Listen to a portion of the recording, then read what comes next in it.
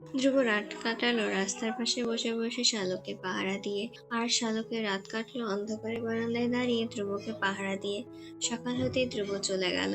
প্রথমে একটা ছোট বাসা নিতে হবে, আর তারপর ছোটখাটো একটা চাকরির ব্যবস্থা করতে হবে। এতদিন টিউশনি করে নিজের একার খরচ খুব ভালো করে চালাতো, উপরন্তু আরো থাকতো ব্যাংকে। কিন্তু এখন শালুক আছে। যতবারই ধ্রুব ভাবে তার বোকা ফুল আজ থেকে তার হয়ে গেছে আজীবনের জন্য। চাইলেই সে ফুলটাকে দেখতে পারবে, আলতো করে ছুঁয়ে দিতে পারবে। একটা ছোট বাসায় দুইজনের ছোট্ট একটা সংসার সাজাবে। ঘরের বাইরে থাকা ছেলেটা কারোর টানে সময় মতো ঘরে ফিরবে। ভাবলেই ধ্রুবর ভীষণ আনন্দ লাগে। কখনো কি ভেবেছে এরকম সিনেমাটিক ভাবে সে তার ভালোবাসার মানুষকে পেয়ে যাবে? ভাবেনি কখনো। ভেবেছে কত কাঠখড় পোড়াতে হবে কে জানে। আল্লাহ হয়তো জুটি বেঁধে রেখেছিল তার ভালোবাসার মানুষের সাথে, তাই এভাবেই পেয়ে গেছে।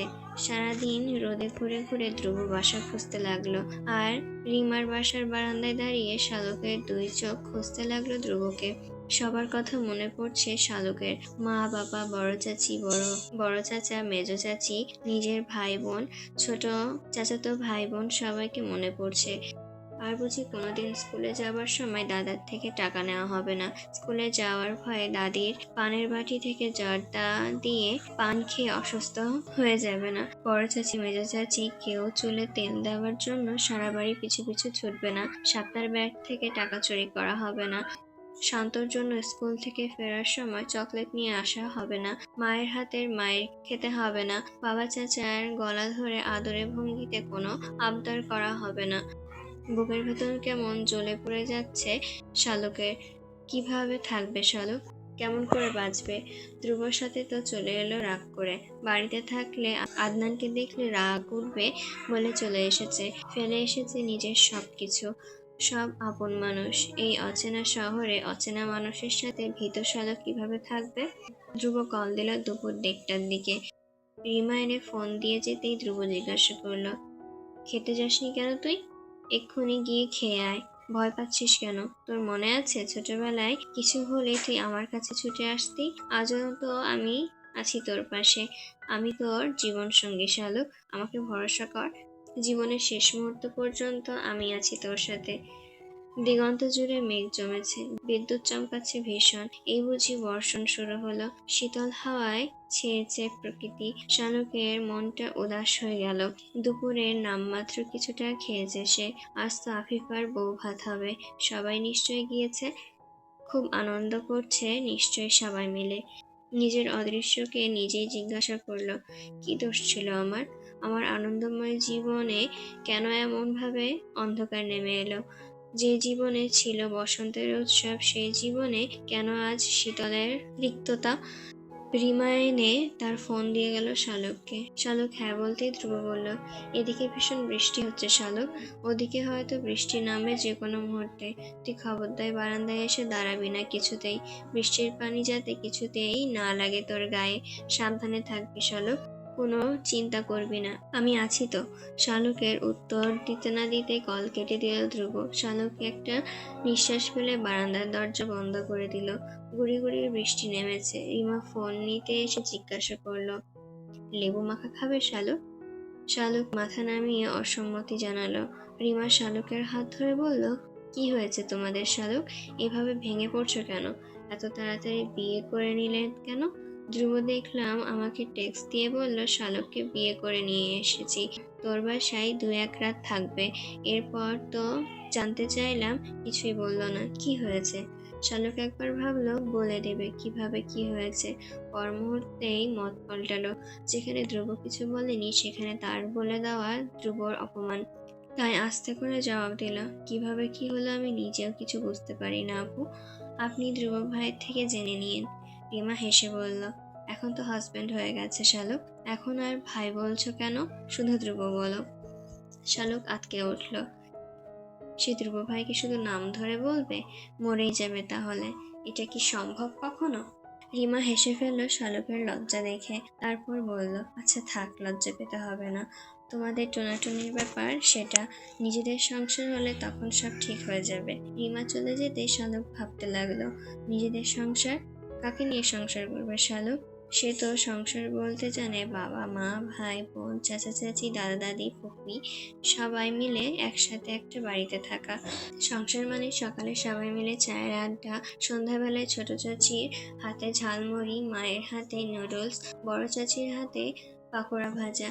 সংসার মানে দুপুরে খেতে বসে মুরগির রান্না পেয়ে কেঁদে কেটে সব একাকার করে ফেলা, বড় চাচার হুমকি ধামকি শুরু হয়ে যাওয়া, মুরগির রান 2 পিস একসাথে শালুককে দিতে হবে বলে আদেশ জারি করা, পুকুরে সবাই মিলে দাপাদাপি করে গোসল করা।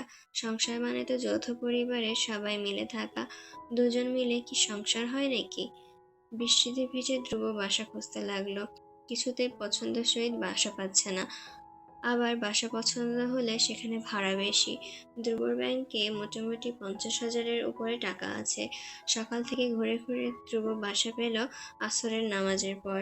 রোডের সাথেই ছোট্ট একটা বাসা 3 তলা পর্যন্ত। বাড়ির বাইরের দিকে দেখে বোঝা যায় এ বাড়ির ভেতরটা তেমন সুবিধাজনক নয়। বাইরের দেওয়ালে শ্যাওলা ধরা, বাড়ির নীল রং উঠে জায়গায় জায়গায় সাদা সিমেন্ট দেখা যাচ্ছে। বাসার সামনে একটা বাগানবিলাস গাছ আছে, সাথে একটা কামিনী গাছ, অন্য পাশে 2টো নারিকেল গাছ। ধ্রুব আল্লাহ আল্লাহ করে ভেতরে গেল। বাইরে থেকে যেমন দেখাচ্ছে ভেতর তেমন নয়। ভেতরে রং ঠিক আছে, যদিও দেওয়াল সব মসৃণভাবে ঘষেনি রং করার সময়। অফ হোয়াইট কালার রং দেওয়া দেওয়ালে। একতলার 2টো করে ফ্ল্যাট। এই ফ্ল্যাটে 2টো বেডরুম, 2টো ওয়াশরুম, একটা কমন আর একটা অ্যাটাচ মাস্টার বেডরুমের সাথে একটা ডাইনিং আর একটা কিচেন। স্বস্তির ব্যাপার হলো 2টো রুমেই বারান্দা আছে। ওপর তলায় ভাড়াটে আছে, নিচতলায়ও আছে।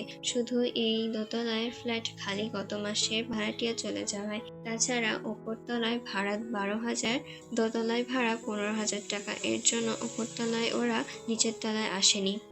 ধ্রুব পছন্দ হলো বাসা। শালুককে কল দিল আবারও ধ্রুব। শালুককে রিসিভ করতেই জিজ্ঞাসা করলো, শোন, একটা বাসা পেয়েছি বুঝলি, একটু ছোট রুম, 2টো বেডরুম, একটা ডাইনিং ড্রয়িং, একটা কিচেন, 2টো ওয়াশরুম, 2টো বারান্দা, গ্যাস পানি বিদ্যুৎ সব আছে। যদিও বিদ্যুৎ বিল আমাদের, 15,000 টাকা ভাড়া। এখন তুই কি বলিস, নেব?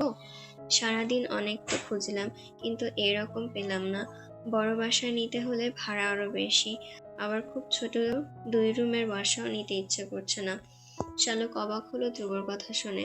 তারপর সে অবাক গলায় জিজ্ঞাসা করলো, আমাকে জিজ্ঞাসা করছো কেন তুমি? আমার অনুমতির কি আছে? তোমার যেটা ভালো মনে হয় তাই করো। ধ্রুব বিরক্ত হয়ে বলল, বাসা কি আমার জন্য নিচ্ছি? আমার একার সংসার হবে এখানে? বাসা তো তোর জন্য, দিন শেষে এই সংসার তোর, এই ঘরের কর্ত্রী হবি। তোকে জিজ্ঞাসা করবো না আমি? তোর পছন্দ না হলে আমি আরো 1000 বার খুঁজবো বাসা। ছোট বাসা শুনে রাগ করিস না, আমি মীরারকে মেসেঞ্জারে ছবি পাঠাচ্ছি বাসার, তুই দেখ আগে। ধ্রুব কল কেটে দিল। শালক কিছুই বুঝতে পারলো না, মাথা মুন্ডু। এসব ব্যাপারে শালককে জিজ্ঞাসা করার কি আছে তাই ভাবতে পারছে না সে। ধ্রুব ছবি পাঠাতেই শালক দেখতে লাগলো, কিন্তু তার মাথায় ঢুকলো না এখানে ভালো খারাপের কি আছে। এসব ব্যাপার সে কিভাবে বুঝবে? ধ্রুব এবার ভিডিও কল দিল। শালক ভিডিও কল দেখে কল কেটে দিল। ভিডিও কলের কথা বলতে লজ্জা লাগবে তার এখন ধ্রুবর সাথে। ধ্রুব অডিও কল দিল আবার। তারপর জিজ্ঞাসা করলো, পছন্দ হয়েছে? শালুক বলল, হ্যাঁ হয়েছে পছন্দ। ধ্রুব মুচকি হেসে বলল, মন খারাপ করিস না শালুক, আমি তোকে আরো বড় বাসায় রাখবো ইনশাল্লাহ। আমাদের এই দুরবস্থা থাকবে না শালুক, সব ঠিক হয়ে যাবে দেখিস। একদিন তোকে আমি একটা ডুপ্লেক্স বাড়ি করে দেব। আমাদের সংসার জীবনের শুরুটা একটু কষ্ট হবে হয়তো, আমি প্রমিস করছি শালুক, তোর সেই কষ্ট আমি আমার ভালোবাসা দিয়ে দূর করে দেব। শালুকের ভীষণ লজ্জা পেল এই কথা শুনে। ধ্রুব ভাই এভাবে কথা বলছে কেন? শালুকের কান লাল হয়ে যাচ্ছে লজ্জায়। কেমন একটা অদ্ভুত শিহরণ জাগছে শরীরে, দেহের প্রতিটি লোমকূপ পর্যন্ত শিহরিত হলো। ধ্রুব জিজ্ঞাসা করলো, আজকে রাতটা রিমার সাথে থাক, সকালে বাসায় নিয়ে আসবো তোকে। শালক রাজি হলো না কিছুতেই এখানে থাকতে। ভেজা গলায় বলল, আমি এখানে থাকবো না ধ্রুব ভাই। আমি এখানে থাকলে তুমি এই বাসার সামনের রাস্তায় দাঁড়িয়ে সারা রাত মশার কামড় খাবে আর মশা কামড়াবে। আমার তা সহ্য হবে না। ঢাকা শহরে মশা মনে হয় খাবার পায় না বহু বছর ধরে। কাল সারা রাত তোমার দুহাত থামেনি এক মুহূর্তের জন্য। ধ্রুব অবাক হয়ে বলল, তুই সারা রাত জেগেছিলি কেন শালুক? আমার তো এসবে অভ্যাস আছে, তোর তো নেই। তুই কেন জেগেছিলি? শালুক উত্তর দিল না। যে কারণে আমাকে এখানে রেখে তুমি অন্য কোথাও থাকতে পারোনি, পাহারা দিতে চলে এসেছো, তেমনি আমিও পারিনি তোমাকে রাস্তার পাশে ওভাবে বসে থাকতে দিতে একা। আমাকে পাহারা দিয়েছো, তোমাকে পাহারা দিয়েছি আমিও। ধ্রুব ইমোশনাল হয়ে গেল শুনে, তবে অতি দ্রুত নিজেকে সামলিয়ে বলল, আমি আসছি তোকে নিতে। এটাই প্রথম আর শেষ রাত শালুক।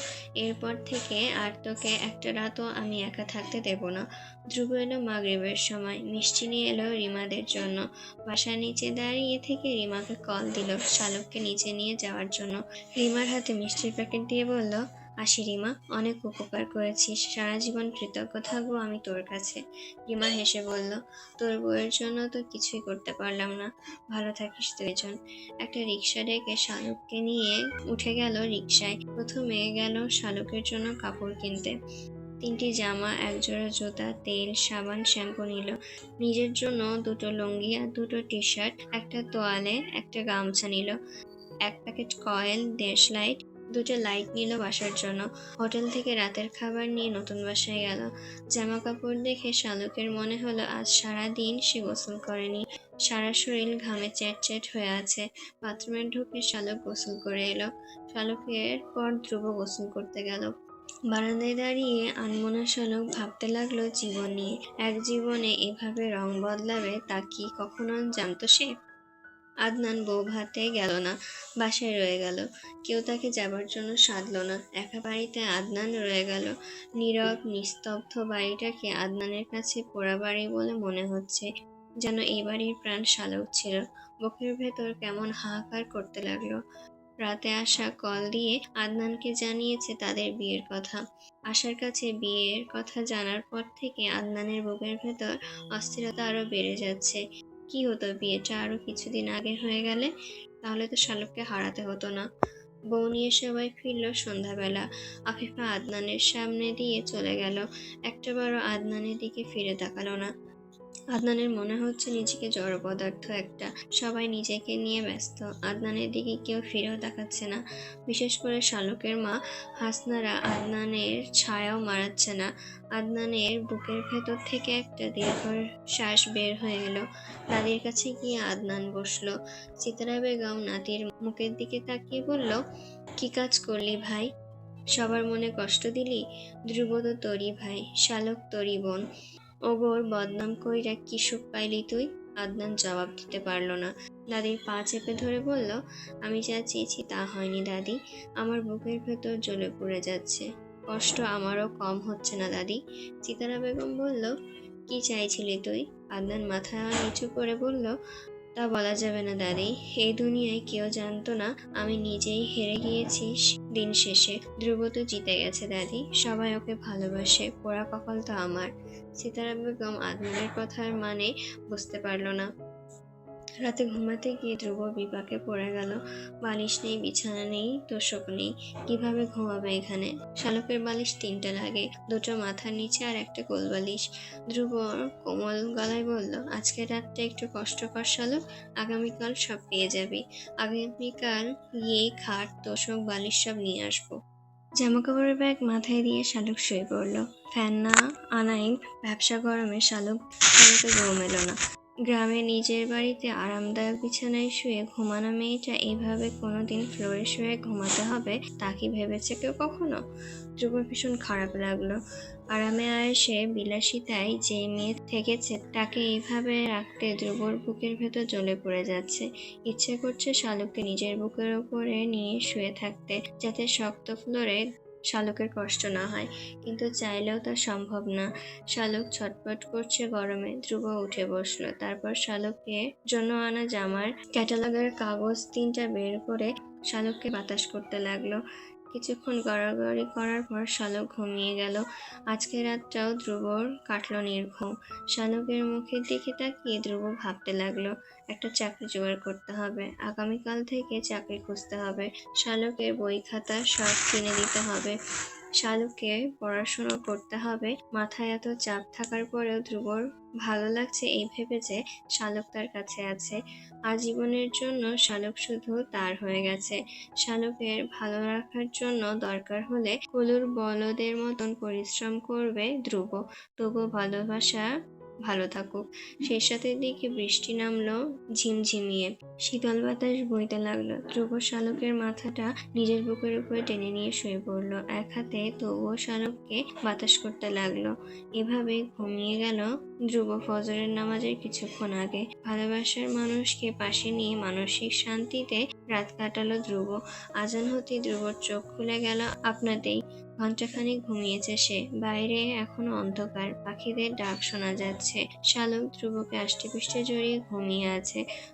ধ্রুব ডান হাতের ওপর মাথা রেখে এক পা ধ্রুবর গায়ের ওপর তুলে দিয়ে ঘুমাচ্ছে শালুক। একটা হাত ধ্রুবর গলা পেঁচিয়ে ধরে আছে। শালুকের হাত নিয়ে হাতের উল্টো পিঠে ধ্রুব আলতো করে একটা চুমু খেলো। তারপর কি মনে করে নিজের ফোনটা নিয়ে একটা ছবি তুললো। ঘুমন্ত শালুকের গালে দুটো ব্রণ লাল হয়ে আছে। কি যে ভীষণ সুন্দর লাগছে এই ব্রণ দুটো ধ্রুবর কাছে। ভালোবাসা বুঝি এরকমই হয়? ভালোবাসার মানুষের সবকিছুই বুঝি মানুষের ভালো লাগে? উত্তর পায় না ধ্রুব। আলগোছে শালুকের হাত পা সরিয়ে ধ্রুব উঠে গেল। শালুকের গায়ে ওড়নাটা ঘুমের ঘোরে শালুক সরিয়ে ফেলেছে পায়ের পাশে। ওড়না দিয়ে শালুকের গা জড়িয়ে দিল, যাতে ঘুম থেকে উঠে শালুক বিব্রত না হয় গায়ে ওড়না না পেয়ে। অজু করে সে শালুককে ডাকলো। শালুকের ঘুম ভীষণ ভারী ধ্রুব জানে। চুলে হাত বুলিয়ে দিতে দিতে ধ্রুব আস্তে করে ডাকতে লাগলো শালুককে। 15-20 মিনিট ধরে তপস্যার পর অবশেষে শালুক চোখ খুলে তাকালো। ধ্রুবকে পাশে দেখে চমকে উঠল শালুক। ধ্রুব এখানে কেন? ওর রুমে কিভাবে এলো সে? তাড়াতাড়ি নিজের ওড়না ঠিক করতে গিয়ে দেখে ওড়না গায়েই আছে ঠিকঠাক। স্বস্তি পেল শালুক। তারপর হতভম্ব হয়ে জিজ্ঞাসা করলো, আপনি এখানে কেন? আমার রুমে কিভাবে এলেন? শুনে ধ্রুব হাসলো। তারপর বলল, আপনার রাজ্যে এক নিরীহ প্রজা আমি। আপনার ঘুম ভাঙাতে এসেছি।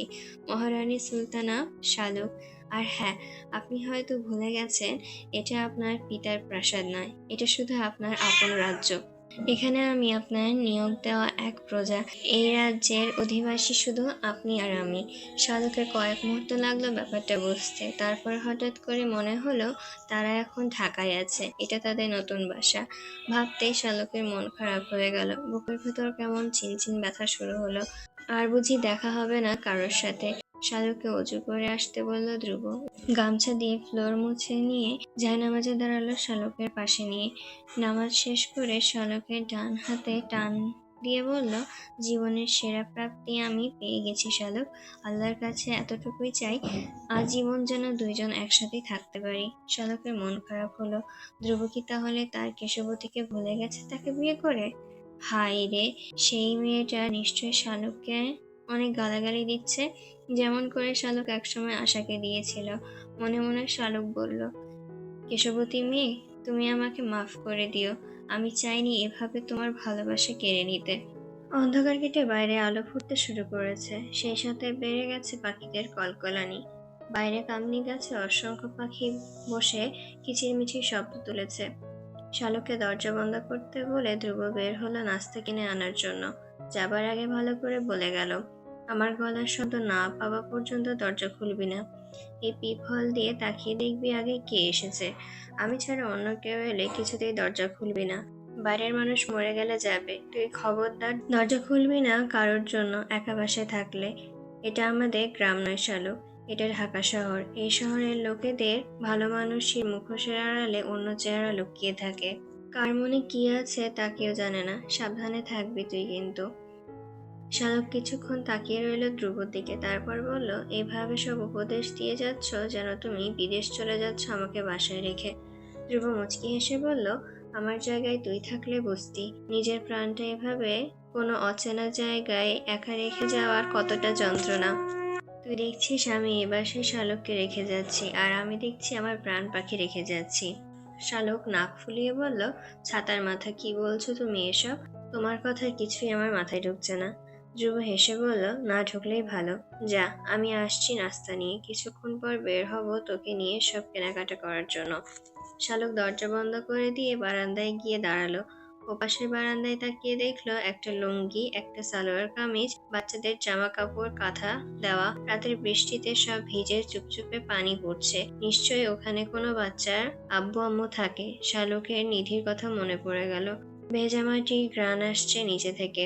সামনের রাস্তায় লোকজন হাঁটছে, একটা দুটো রিক্সা আসা যাওয়া করছে। শালুকের ভীষণ অবাক লাগছে এসব দেখে। এই শহরের জীবন শালুকের কাছে একেবারে অজানা ছিল। এর আগে কখনো শালুক শহরে আসেনি। যাই দেখছে নতুন লাগছে তার। ব্যাগ কাঁধে নিয়ে ছেলেমেয়েরা যাচ্ছে। শালুক অবাক হলো, এত সকালে এরা পড়তে যাচ্ছে? ছ্যা ছ্যা ছ্যা। শালুকের মন বিষিয়ে গেল। কি দরকার এত ভোরে পড়তে যাওয়ার? এই সময় কোথায় বাসায় বসে আরাম করবে তা না, এরা পড়তে যাচ্ছে।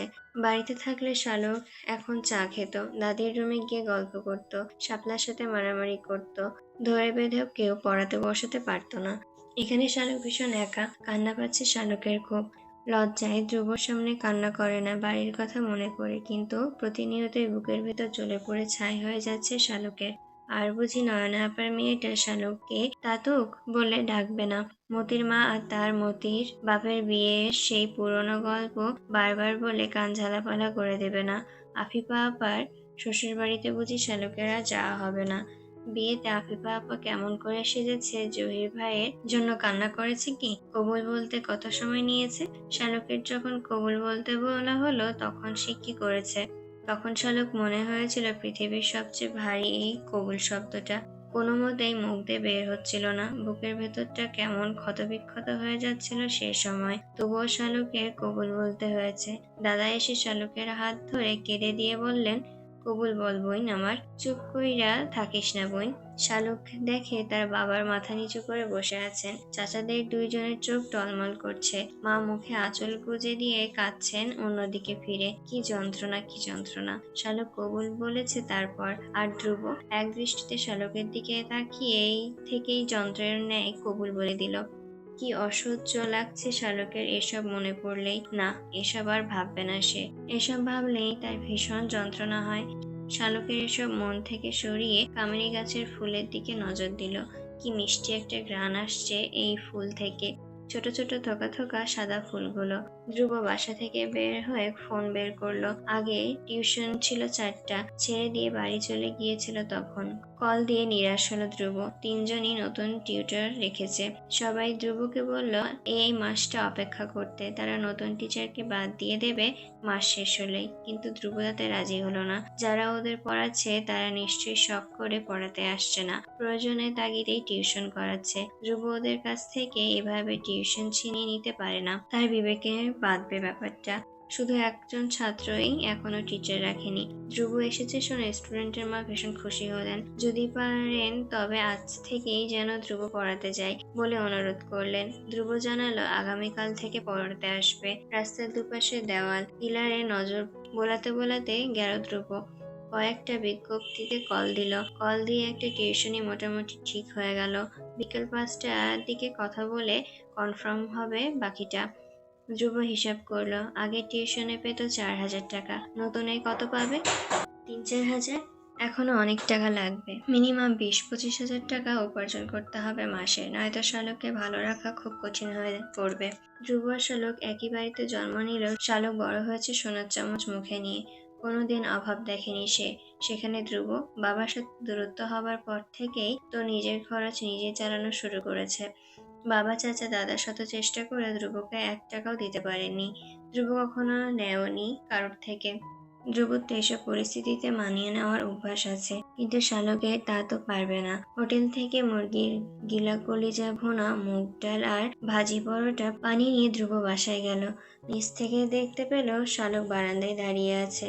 ধ্রুবর মাথা থেকে সব চিন্তা বের হয়ে গেল মুহূর্তেই। এই যে বাসায় ফিরতেই শালুক দরজা খুলে দেবে, এই সুখ কি ধ্রুব লাখ কোটি টাকা দিয়েও কিনতে পারবে কখনো? এই মানসিক শান্তির কাছে সব কষ্ট পেরেশানি তুচ্ছ হয়ে যাবে। দরকার হলে ধ্রুব সারাদিন পরিশ্রম করবে শালুককে ভালো রাখার জন্য। বিনিময়ে বাসায় ফিরলেই শালুকের চাঁদ মুখ দেখতে পাবে। এতটুকু পাওয়ার জন্য সব করতে পারবে ধ্রুব। শালুক চুপচাপ হোটেলের প্যাকেটে করে খাবার খেতে বসলো। ধ্রুব খাচ্ছে আর শালুকের খাওয়া দেখছে। শালুক মাথা নিচু করে খাচ্ছে বসে বসে। খাবার শেষ হতেই ধ্রুব জিজ্ঞাসা করলো, মন খারাপ শালুক? শালুক জবাব দিতে পারল না। দু চোখ জুড়ে বর্ষণ শুরু হলো তার। ধ্রুব তাকে কাছে টেনে নিয়ে একটা হাত ধরলো, তারপর বলল, কান্না করছিস কেন? বাড়িতে যাবি? তাহলে বল, আমি তোকে বাড়ি দিয়ে আসবো। শালুক মাথা নাড়িয়ে বলল, যে বাড়িতে আমাদের এত বড় আঘাত দেওয়া হয়েছে সেই বাড়িতে আমি কখনোই যাব না ধ্রুব ভাই। যেই বাড়িতে আদনান আছে সেই বাড়ির আশেপাশে আমি যাব না। আমার বুকের ভেতর কেমন করছে ধ্রুব ভাই, আমি সামলাতে পারছি না নিজেকে। ধ্রুব হেসে বলল, এসব ঠিক হয়ে যাবে শালুক, সব ব্যথা ধীরে ধীরে কমে যাবে, ক্ষত শুকিয়ে যাবে, প্রথম প্রথম একটু খারাপ লাগবেই, সব ঠিক হয়ে যাবে আবার। এরপর দুজনে বের হলো নিউ মার্কেটের উদ্দেশ্যে গৃহস্থালী যাবতীয় জিনিসপত্র কেনার জন্য। এত বড় মার্কেট, এত লোকজন শালুক আগে কখনো দেখেনি। অবাক হয়ে শালুক তাকিয়ে দেখতে লাগলো সবকিছু। বাজারে বলতে শালুক ভাবতো এলাকায় তাদের বাজার যেমন তেমনই বুঝি সব। এখন দেখছে যে না, তার ভাবনা ভুল। হরেক রকম জিনিসপত্র এখানে। শালুকের মাথা ঘুরতে লাগলো এসব দেখে। মার্কেট ঘুরে ঘুরে কাঠের একটা খাট, 4টা বালিশ, একটা কোলবালিশ, বিছানার চাদর, হাঁড়ি পাতিল, কড়াই, প্লেট, বাটি, গ্লাস, জগ সহ নিত্য প্রয়োজনীয় গৃহস্থালীর সব জিনিসপত্র কিনলো। এক ফাঁকে শালুকের জন্য বই, খাতা, কলম কিনে নিল ধ্রুব। একটা বাটন ফোন কিনলো, নতুন একটা সিম কার্ড কিনলো। চাল, ডাল, তেল, মশলা, আলু, পেঁয়াজ, রসুন, মাংস সব কিনে দুইজন যখন বাসায় ফিরল তখন 4টে বেজে গেছে। খাট বসিয়ে সেখানে তোশক বিছিয়ে বিছানার চাদর বিছিয়ে দিল ধ্রুব। বাইরে থেকে দুজন খেয়ে এসেছিল। ঘড়িতে 4:30 বাজতেই ধ্রুব বের হয়ে গেল নতুন টিউশনিতে। যাবার আগে আবারও শালুকে বলে গেল কোনো মতেই যেন বাসার দরজা না খোলে সে। শালুক একা বাসায় বসে কি করবে ভেবে পেল না। তাই গিয়ে হাঁড়ি পাতিল, প্লেট বাটি সব কিচেনে কেবিনেটে সাজিয়ে রাখলো। কার্টুন ছিঁড়ে নিচে বিছিয়ে সেখানে আলু, পেঁয়াজ, রসুন, আদা সব রাখলো। ধ্রুব টিউশনিতে গিয়ে কনফার্ম হয়ে এলো ক্লাস 7-এর দুটো ছেলেকে পড়াতে হবে, বেতন 8,000 টাকা দিবে, সপ্তাহে 4 দিন পড়াবে সন্ধ্যায়। ধ্রুব রাজি হলো। আগেরটা বিকেল 4:30 থেকে 5:30, নতুন টিউশন 6টা থেকে 7টা। হিসেব করলো ধ্রুব। অ্যাকাউন্টে ছিল 46,000 টাকা। আজ খরচ হয়েছে প্রায় 16,000 টাকা। বাড়ি ভাড়া অগ্রিম দিতে হয়েছে 15,000 টাকা। আছে আর 25,000 টাকা। দুটো টিউশনি মিলিয়ে মোট 12,000 টাকা হয়। বাড়ি ভাড়া সেখানে 15,000 টাকা। তবুও নিরাশ হলো না ধ্রুব। আল্লাহর কাছে শুকরিয়া আদায় করলো। আল্লাহ নিশ্চয়ই একটা ব্যবস্থা করে দেবেন। বাসায় ফিরে নিজের ফোনটা ধ্রুব শালুককে দিল। একা বাসায় থাকলে শালুকের মন খারাপ হবে বেশি, তবুও ফোনে গান শুনে নাটক দেখে কিছুটা সময় কাটাতে পারবে। বাটন ফোন নিজের সিম কার্ড লাগিয়ে নিল। তারপর গেল কিচেন রুমে রান্না করার জন্য। চাল, ডাল, আলু, মাংস, মুরগি মিক্সড করে খিচুড়ি রান্না করে নিল সে। অবাক হয়ে শালুক জিজ্ঞাসা করলো, তুমি রান্নাও জানো? ধ্রুব হেসে বলল, হ্যাঁ, বিয়ের পর বউয়ের কষ্ট কমানোর জন্য শিখে রেখেছিলাম, এখন কাজে লেগে গেল। না জানলে এখন কেমন বিপদ হতো বলতো। তুই তো রান্না করতে পারিস না, এর জন্য সব কাজ শিখে রাখা উচিত। কোনো কাজ ছোট নয়, তুচ্ছ নয়। খিচুড়ি খেতে বসে শালুক টের পেল ধ্রুব ভীষণ ভালো রান্না করে। কি সুন্দর ঝরঝরা খিচুড়ি। তৃপ্তি নিয়ে শালুক খাবার খেলো। টুনাটুনির সংসার শুরু হলো এইভাবেই।